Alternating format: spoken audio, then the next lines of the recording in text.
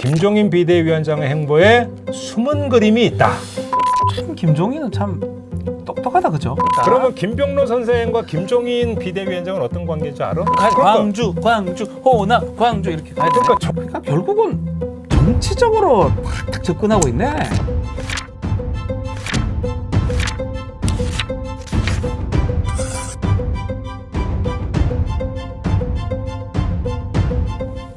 네, 청기누설 16번째 시간입니다. 오늘 참 내용을 좀 제가 대충 알게 돼버렸어요. 어떻게 알게 됐는데? 녹화하다가 이 녹화가 이게 꺼져버려가지고 새로 합니다. 우리는 너무 솔직해. 자연스럽게 하면 그러게 하겠습니다. 저희가 이제 코로나도 의식하고 해서 네. 그러니까 이렇게 가까이 붙지 말고 저 떨어져서 해갖고 해서 하다가 카메라를 더 동원해서 녹화를 하다가 카메라가 협조를 안 하네. 정말 참. 그래서 어쩔 수 없이 또 이렇게 됐습니다. 자, 우리 좋습니다. 시청자 여러분 양해 좀 양해해 해주시고요. 주십시오. 네. 네. 모른 척 해야 되나? 네. 야, 오늘 어떤 얘기를 합니까? 안다며. 김종인 비대위원장의 역사 행보에 대해서 한번 말을 해봅시다. 김종인 위원장이 최근에 그 광주에서 가서 무릎 꿇고 그렇지. 뭐 했던 그 모습. 그렇지. 그거 뭐 저는 잘했다고 보거든요. 저는 어이구 진짜로. 평가할 건 평가해야지. 무릎 꿇고 사죄하고 네. 뭐 울먹이기까지 했으니까. 울먹였어요, 진짜로. 그러니까 황교안 대표 시절하고 비교를 해버리면 상당히 진일보한 어떤 움직임이다. 네. 이렇게 평가를 하는 게 맞지. 맞습니다. 그렇죠? 그러니까 과거사를 정면으로 응시를 하고 가슴을 열어서 양심을 꺼냈다. 네. 이렇게 평가를 해도 저는 된다고 생각을 해요. 근데 여기까지. 여기까지. 고평은 여기까지. 예. 자, 그럼 이렇게 이제 그 드러난 모습이 아니라 숨어 있는 맥락을 보면 평가 포인트가 달라진다.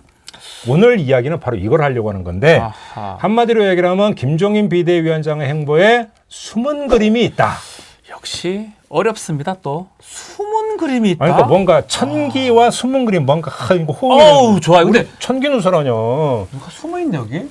숨어 있는 사람 없는데. 어쩌면 저렇게 그 이야, 숨은 그림. 숨은 그림이 있죠. 그게 뭡니까? 숨은 자, 그림? 숨은 그림은 광주에 있는 게 아닙니다. 네. 광복절에 있습니다. 광복절로 돌아갑시다. 아하. 삐비빅 돌려서 네.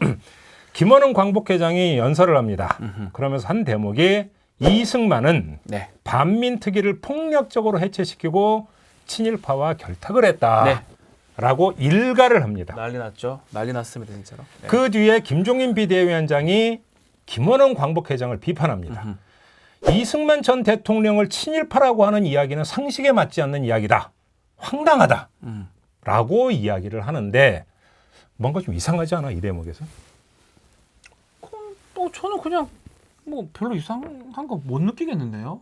친일파. 전혀? 조금 이상해. 뭐 이상한 것 같기도 아닌 것 같고 그냥 별말 아닌 것 같아요. 여기서 이제 찍기가 안 되지. 저는 객관식이 아니니까. 숨은 그림 주관식을 못 해요. 어디 숨어 있는지 모르겠어요. 그러니까 자 봐. 김원흥 광복회장은 네. 이승만은 친일파다라고 표현한 적이 한 번도 없어. 반민특위를 해체를 해서 친일파와 결탁했다고 했지 이승만은 친일파다라고 이야기한 적이 없어. 그러니까 그런데 김종인 위원장은 이승만을 보고 친일파라고 하는데 그건 황당하다. 상식에 맞지 않는다라고 틀어. 다시 말해서 두 사람 말의 핀트가 달라. 그렇지 않나? 근데 그 조금 그렇긴 한데 어. 뭐 그거야 뭐 똑같은 말은 조금 말만 다르고 뭐 독인 객인 아닙니까? 도킹 객긴이다. 예. 뭐 이마와 맞박 차이 정도밖에 안 이마 돼요. 맞박 차이지 뭐 뭐. 이거를 그렇게 오늘 좀 약한 것 같은데요. 그래? 정말 그럴까? 이거를 갖고 정말 지금 그럴까? 해야 자, 되나? 그러면 맞아. 이게 독갱 객긴일 수도 있는데 뭐 그다음에 반민특위 강제로 해체해서 친일파하고 결탁했으면 그게 친일이지 뭐냐 이런 얘기도 얼마 전에 나올 수 있지. 그래 해도 돼요. 그럼에도 불구하고 내가 왜 이거의 차이를 뽑느냐? 네. 거기는 다 이유가 있어요. 그게 바로 숨은 그림이 거기서 나오기 때문인데 예. 결론부터 이야기를 하면 김종인 비대위원장은 피해가기를 했다. 피해가기. 아까 과거사를 정면에서 응시했다고 했잖아. 네. 근데 이건 피해간 거야. 그걸 이야기하고자 하는 건데 뭘 피해갑니까? 뭘? 우리 그 얼수무당이 변호사 아니셔. 법률가잖아. 자, 그럼 대한민국 내가 1910번 변호사입니다. 1910번? 네. 어. 대한민국 변호사 1번부터 사망해도 그 번호는 그대로 갑니다. 아, 그래? 1910번째 변호사입니다. 아, 예. 네. 그러면 알 텐데 대한민국의 초대 대법원장이 누구야? 형님, 사람을 진짜 가인 김병로 선생님 아니겠습니까? 그러면 김병로 선생과 김종인 비대위원장은 어떤 관계인지 알아? 알죠. 손자잖아요, 손자. 그러니까. 손자 닮았어요, 보면. 바로 어떤 친손자란 말이야. 예, 정말 손자. 자, 그러면 예. 바로 여기서 재미난 대목이네요. 김병로 선생의 행적을 보면 반민특위하고 아주 구체적으로 긴밀하게 얽혀 있는 걸 알아? 무슨 얘기냐면 네. 반민특위는 그 지금으로 하면 그 수사권, 기소권, 재판권 이걸 다 갖고 있었어. 맞습니다. 그러니까 특별조사위원회가 있었고 특별재판부가 있었어. 이게 다 아우르고 있는 게 반민특위인데 이때 그 반민특위 특별재판부의 재판장이 누구냐면 김병로 선생이야. 그건 잘 몰랐네요. 그지? 그지? 그다음에 이승만 당시 대통령이 이 그 반민특위의 그 모태가 되는 법률이지 반민족 행위 처벌법 네. 이걸 개정을 요구를 한 적이 있는데 이걸 정면으로 거부를 한 사람이 누구냐면 아하. 김병로 선생이야. 둘이 서 있네요. 그렇지. 그다음에 이승만 정권이 경찰을 동원해서 반민특위를 습격을 해. 6.6 사태라고 불리는 네. 역사적으로 이러면서 이제 강제 해체가 시작이 되는 건데 이 6.6 사태 이후에 이승만 당시 대통령을 정면으로 비판하고 나선 사람이 누구냐면 김병로 선생. 저는 뭐 특별재판장은 맡은지는 몰랐지만 이승만 대통령하고 이렇게 대립각이 있었다는 그렇지. 건 알고 있었습니다. 그렇지. 이거는 뭐 이 정도는 알려진 사실이죠. 사실은. 그렇지. 바로 네. 여기서 그러면 두 번째 질문이 들어가는데 네. 김종인 비대위원장은 할아버지의 이런 행적을 알고 있었을까 모르고 있었을까? 이걸 좀 이런 질문을 하지 마. 저희가 무슨 진짜 바보처럼 보일 거 아니에요. 이 말이 그 당연히 질문이라 갑니까? 말을 아니고 뭐 손주고 아버지보다 할아버지가 키우셨는데 그렇지. 알죠. 그러니까 김종인 비대위원장의 아버님 되시고, 예. 그지? 그 김병로 선생의 아드님 되시는 분이 일찍 돌아가셨고, 일찍 사망을 했었어요. 그래서 이제 김종인 그 비대위원장의 할아버지의 손이 이제 컸다. 이건 뭐 네, 이미 이건 많이 뭐 알려진 알려진 사실이고, 사실입니다. 예. 그다음에 더 재미있는 것은 김종인 비대위원장이 정계에 입문하게 됐던 계기가.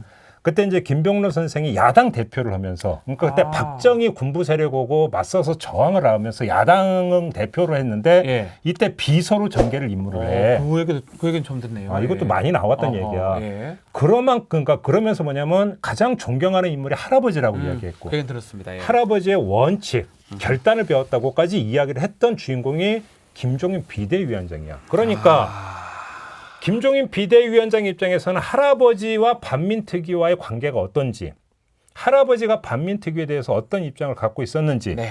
그래서 반민특위에 대해서 이승만 대통령의 취한 처사에 대해서 할아버지가 어떻게 저항했는지를 모를 수가 없어. 당연히 알 겁니다. 당연히 알 겁니다. 자, 그러면 여기서 세 번째 질문이 나가는 거야. 그러면 그 김원흥 광복회장은 반민특위를 해체해서 친일파와 결탁했다고 했던 이야기가 어떤 취지에서 김원흥 회장이 그런 얘기를 했는지 김종인 위원장이 모를 수가 있었을까? 알았을 것 같은데. 그지? 알겠죠. 몰랐다면 역사인데. 그게 말이 안 되는 거지. 바로 여기서 김원흥 회장이 하지도 않았던 친일파라고 하는 단어를 끌고 와서 황당하다라고 하는 것들이 핀트가 다르고 여기서 피해각이라는 얘기가 여기서 성립이 되는 거야. 오늘도 흥미진진한 시작은 조금 그랬는데 감이 옵니다. 저도 얘기를 들어보니까 살짝 감이 옵니다. 그러니까 뭐냐면 반민특위 해체라는 사실, 팩트는 직접 언급하지를 않고 친일파라고 하는 건 가치 평가잖아. 아하. 이 가치를 끌어온 뒤에 자기 입장을 밝힌 거야. 이야, 와, 대단하네. 피해간 거지. 피해간 거죠. 예. 자, 그러면 바로 이거지. 여기서 피해를 갔어. 그러면 왜 피해 갔을까? 그러니까 왜 반민특위를 얘기를 하면 또 할아버지가 관계가 있으니까 그런가요? 아니, 그 할아버지의 그 어떤 그 반민특위 얽힌 것은 자랑스러운 그 기억이지. 그렇죠. 기억을 그러니까 되살리는 걸 싫어할 이유도 없고 피해갈 이유도 없지. 오히려. 맞습니다. 그잖아.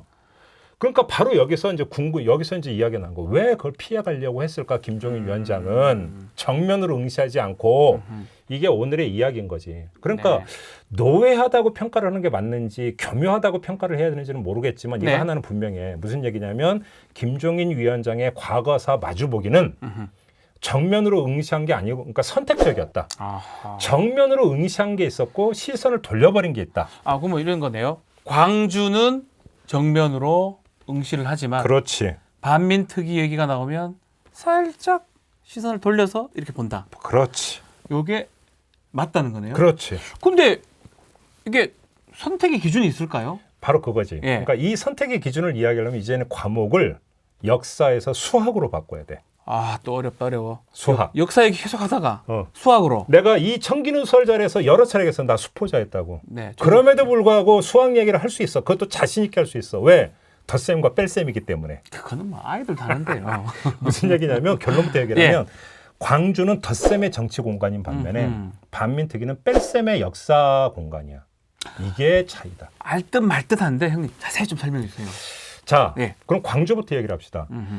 김종인 비대위원장 입장에서나 미래통합당 입장에서 광주는 그러니까 정치적으로 다가서면 무조건 덧셈이 되는 공간이야. 왜 그러냐면 두 가지 요소 때문에. 네. 첫째, 당 지지율이 어차피 바닥이었어. 광주요? 네. 1%, 2%, 뭐 3%예요. 바닥이었어. 네. 그러니까 아마 지난 총선 때 득표율이 아마 호남이 4%인가 그랬지. 4%, 후보도 제대로 3%? 못 냈어. 후보 없던 데도 많아요. 네. 그러니까 어차피 바닥이었기 때문에 다가서서 조금만 해서 뭔가가 반응이 나오면 그건 무조건 올라가는 거지 내려가는 일은 거의 없어. 네. 그러니까 정치적으로 리스크가 없어. 플러스 공간이네요. 그렇지. 그거는. 네. 다른 하나는 광주에 다가간다고 해서 당 안팎에서 반발과 이탈이 나올 여지가 거의 없어. 왜 그러냐면 예전에 그렇게 생각했는데 최근에 보니까 아니라는 게. 그러니까 예전에 그러니까 망원 3인방 뭐 이런 사람들이 있었지만 네. 이게 총선을 거치면서 이런 게 망동이고 이게 당에 도움이 되지 않는다는 게 공인이 되어 버렸어. 이거는 뭐 검증돼 버렸어요. 그러니까 예.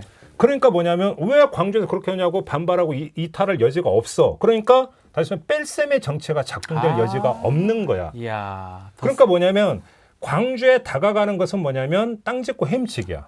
더 쌤이니까 그럼 무조건 정면으로 뚜벅뚜벅 가야 돼. 그러니까- 광주, 호남, 광주 이렇게 가야 되네. 그러니까 정치적 모험수일 수도 없고 정치적으로 리스크도 있을 수가 없어.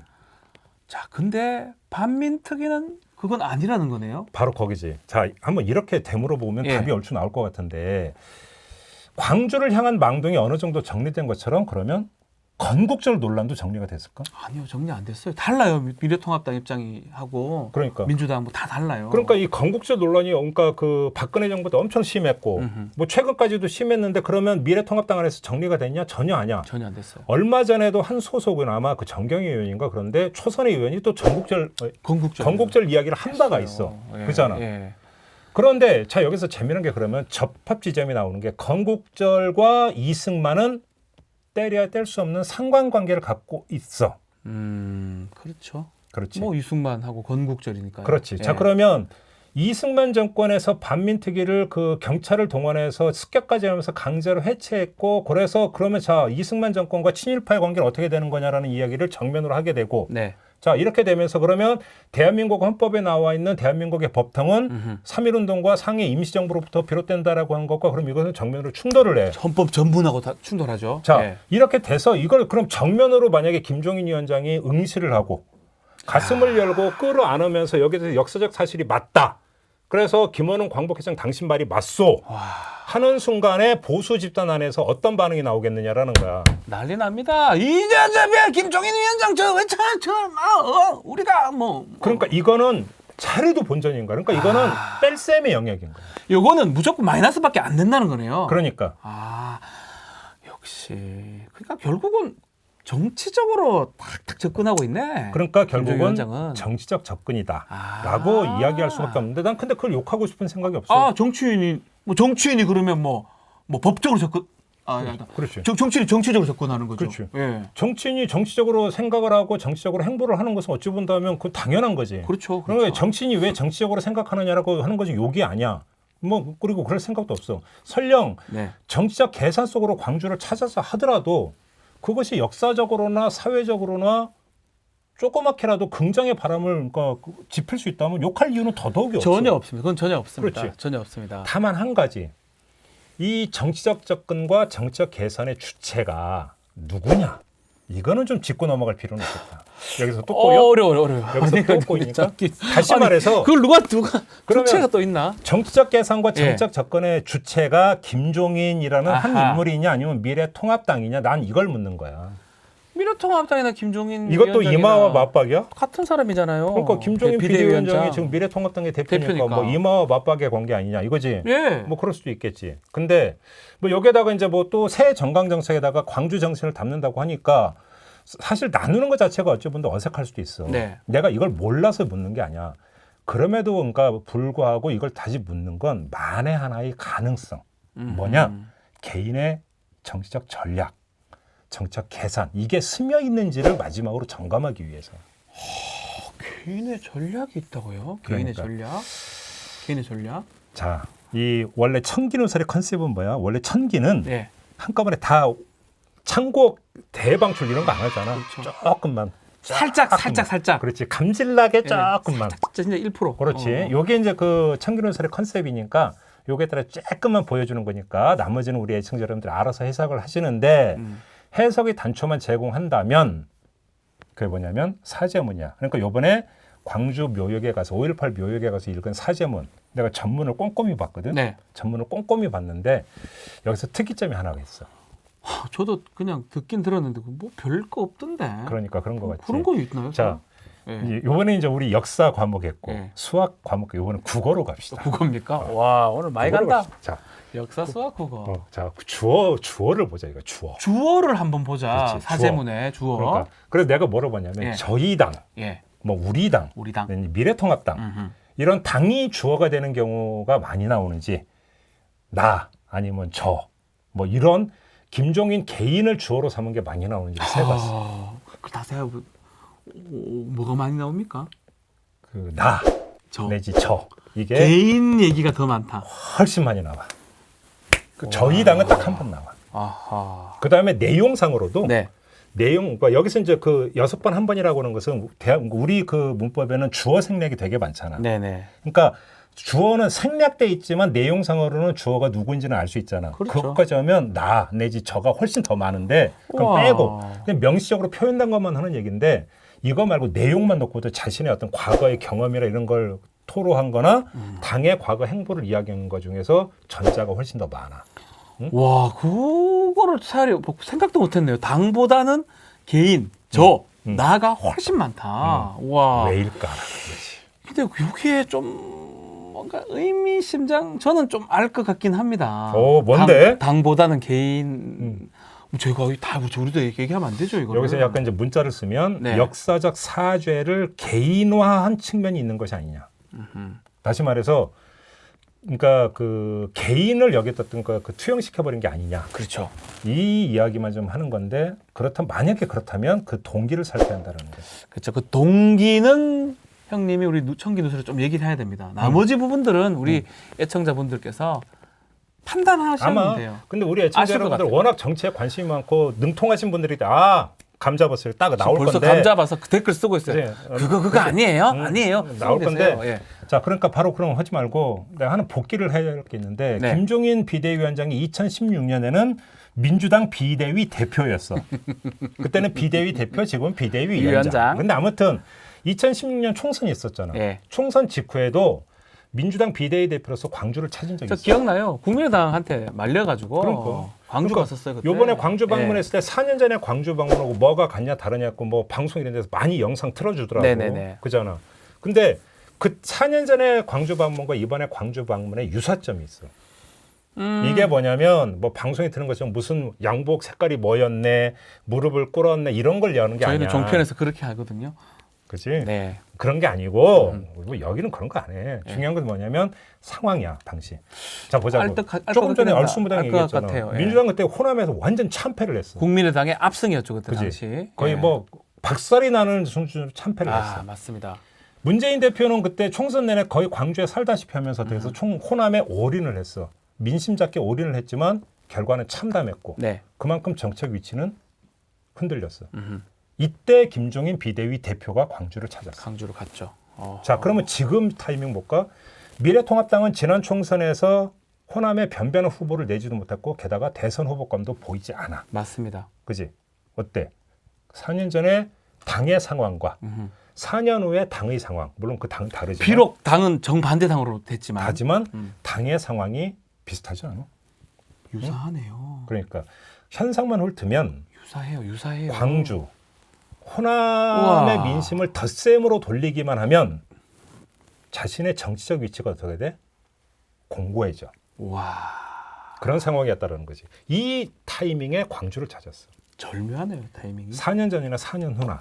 똑같아. 그러니까 그런 점에서 이게 사죄의 개인화의 아하. 동기일 수도 있지만 단정할 수는 없어. 왜? 이건 확인 불가야. 왜 그러냐면 그건 사람의 속마음이거든. 그렇죠. 그 얘기 우리가 까볼 수가 없으니까 그냥 뭐 우리 김종인 위원장 아니야 하면 그 끝인 거야. 야야 아니야 쳐 아니야 초도 아니에요. 응. 이거는 뭐 이렇게 하면 끝이에요.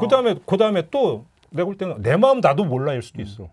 내 마음이 갈 때야 무슨 추가 얘기냐면 아니에요. 이럴 수 있어요. 그러니까 속마음으로 그렇게 생각을 하더라도 앞으로 어떻게 될지 모를 수도 그렇죠, 있는 거지. 그렇죠. 그러니까 마음이 바뀔 수도 있는 거야. 그러니까 우리는 그냥 자이든 타이든. 현상적으로 그럴 수 있다. 거기다가 얘기밖에 못하는 거죠. 그렇지. 그래서 내가 요만큼만 이야기하는 게 뭐냐면 지금 단정적으로 이야기를 하지 않는 게 그런 이유가 첫째 있고 네. 두 번째는 뭐냐면 그러니까 엄밀하게 얘기를 하면 지금 시점에서는 개인적 동기와 당의 동기를 따로 떼어서 이야기할 계제도 아니야. 무슨 얘기냐면 네. 그렇게 가서 하면 개인에게도 도움이 되고 당에도 도움이 돼. 그러니까 그렇죠. 일타쌍피야 어차피. 네. 도랑치고 가지 잡는 거야. 네. 그지? 근데 왜 너는 도랑만 치지 가지를 왜 잡느냐라고 이야기할 계제가 아니는 거야. 그렇기 때문에 굳이 이걸 구분해서 개인의 초점을 둘 이유도 별로 없어. 네. 그지? 그래서 이게 그러니까 요만큼만 지금 보여주고 있는 건데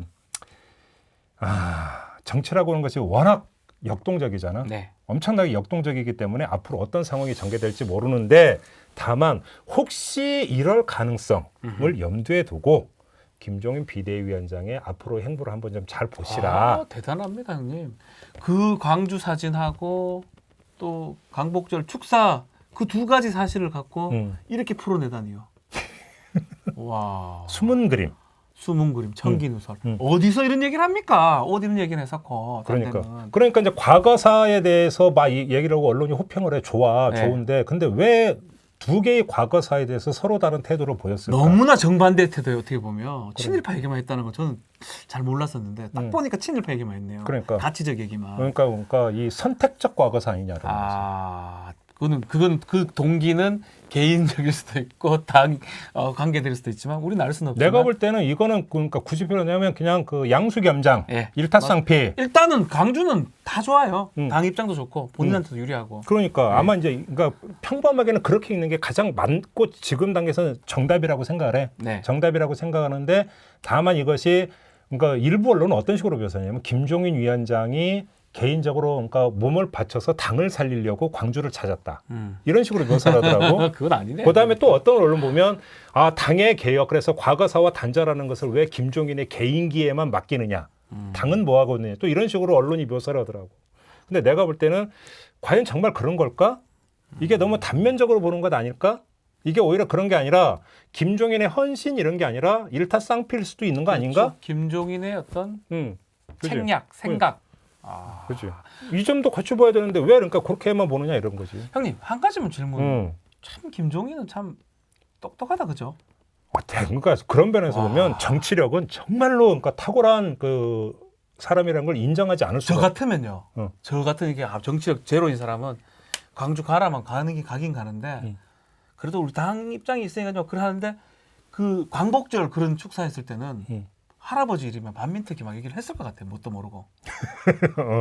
반민특위는 정말 그거는 해체된 거 잘못된 거죠. 라고 그래 되는 순간 당하고 완전히 결별되는 상황이 될 수도 있는 거잖아요. 뭐 결별까지는 아니겠지만 아무튼 이제 휘말리겠지. 그러면서 이제 쓸데없는 지금 당의 입장에서는 지극히 쓸데없고 불필요한 논란이 이제 발생을 하는 거죠.